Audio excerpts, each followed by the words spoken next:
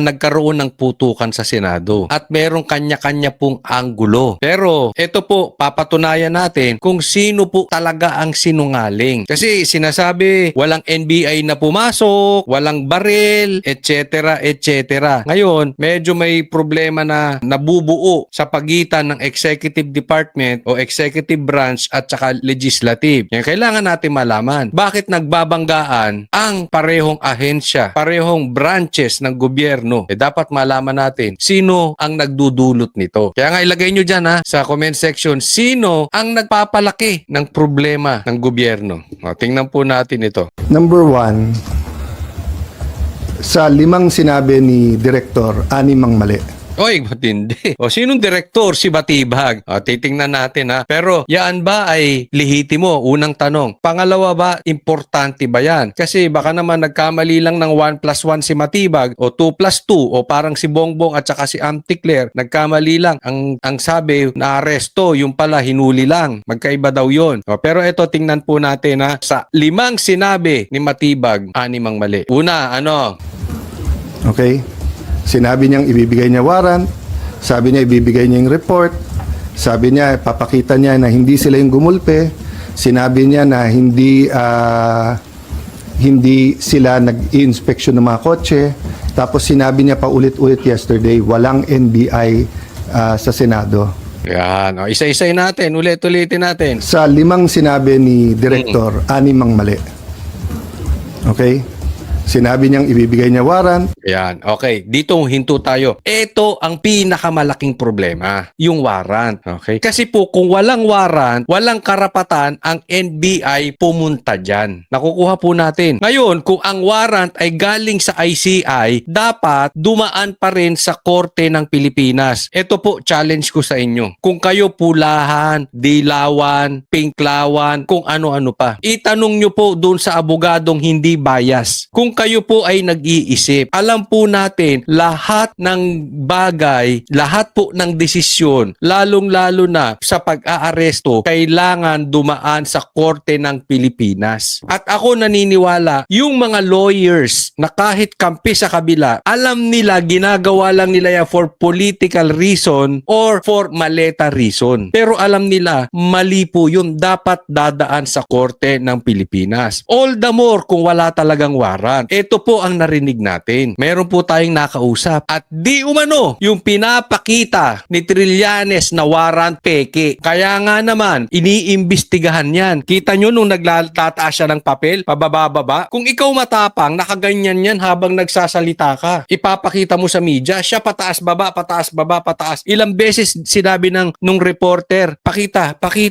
Para masama ang loob. Iba po ang numero. Nung warrant, nung kay PRRD, iba yung nakalagay doon sa dating warrant. So sa madaling salita, iniimbestigahan na po yan at peke di umano. Kaya nga kakasuhan yan si Trillanes. Antay-antayan din po natin. Malaki po ang magiging problema nito. Kaya nga atat na si Trillanes dahil alam niya marami siyang illegal na ginawa. Okay? Balikan po natin yung warrant. Wala silang karapatan lahat dyan pumunta kung wala yung warrant. Kaya nga naman, nakakapagtaka, di ba? Sinabi ni Matibag, ibibigay niya yung warrant. Until now, wala pa rin yung warrant. Biyernes na po, wala pa rin yung warrant. Naiintindihan po natin. So, yung haka-haka na peke, yung warrant na pinakita ni Trillanes at wala talaga silang hawak. Kasi ang dali lang naman Anong sabi ni Matibag? Nasa kotse niya lang. Ibibigay, kukunin ko lang. Tapos, sinabi niya kay Cayetano, pwede ba personal ko nang ibibigay sa'yo? Hanggang ngayon, nag-aantay si Cayetano, walang warrant. So, lahat ng pinag-uusapan natin ngayon, patungkol sa barilan sa Senado, sa pagsuko ni Bato, etc. etc. Lahat yan, walang kwenta kung walang warrant. Kaya inuna ko pong topic to Simple lang. Parang yung sinasabing adik ka Bongbong Marcos. Di magpa-drug test ka. Ang dali-dali. Anong dahilan sa palagay ninyo hanggang ngayon walang warrant? Hindi mapakita. Ano? Binibili pa si Recto? Pinapagawa pa sa Recto?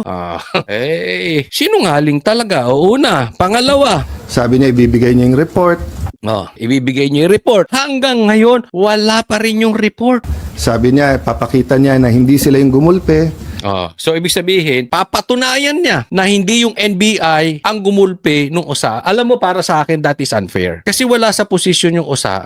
Ngayon, nagkaroon ng barilan doon. Nasa posisyon na yung OSA. May baril na sila eh. At that time, ang may baril yung na NBI. Ngayon, parehas sila may baril. O, di nagkaputukan. But at least patas ang laban. Di ba? Hanggang ngayon, hindi niya mapatunayan. Alam mo, malaking bagay po yan eh. Eto, mauunawaan ako ng mga lalaki. Yung tipong, alam naman natin, meron tayo kanya-kanyang political affiliation. Meron tayong political leaning. Nauunawaan ko lahat yan. Meron talagang pula, meron dilaw, merong pink, merong DDS. Pero pag nag-usap na kayo, halimbawa, vlogger to vlogger, o yung isa pula, o yung isa pink. Pero nag-usap na kami na, o sige, Brad, papakita ko sa'yo. Ito. Tapos, ito, papatunayan ko na hindi kami ang gumawa nun. Ito, papakita ko sa iyo. Pero walang nangyari. Ibig sabihin, talagang bakla yun. Hindi, di ba pag usapang lalaki, pag may usapang lalaki na kayo, halimbawa, leader sa leader, nag-uusap, NBI director tsaka Senate President, matinong usapan na yan eh. That is beyond political colors. That is beyond political position. Usapang lalaki na rin yan eh. Be a gentleman. Tatandaan po natin, napaka-importante ng credibility. Pag wala kanyang credibility,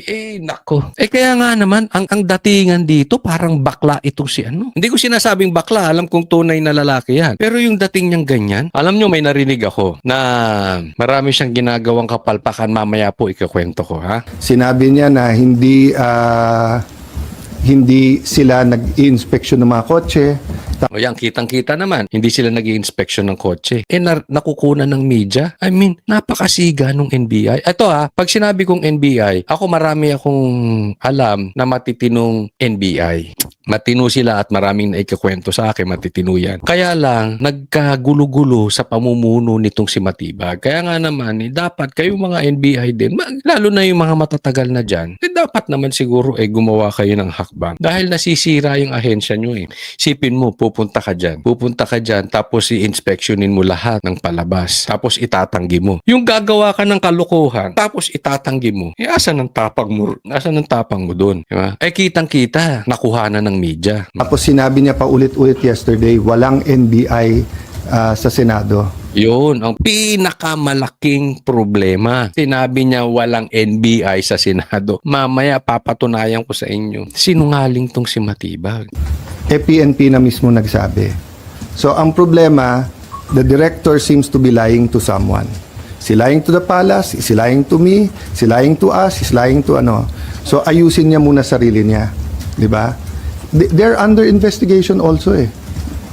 So, ilabas niya muna lahat ng facts bago kami mag-usap. Yan siya sabi ko, PNP na mismo nagsabi. At ultimo si John Vic sinabi, may NBI sa loob. Hindi po fake news yan, Claire Castro. Hindi po fake news yan, Matibag. Kaparte nyo, galing sa executive department kay John Vic, may pumasok. Kaya nga ang gulo-gulo nitong si Matibag hindi lalaki kausap.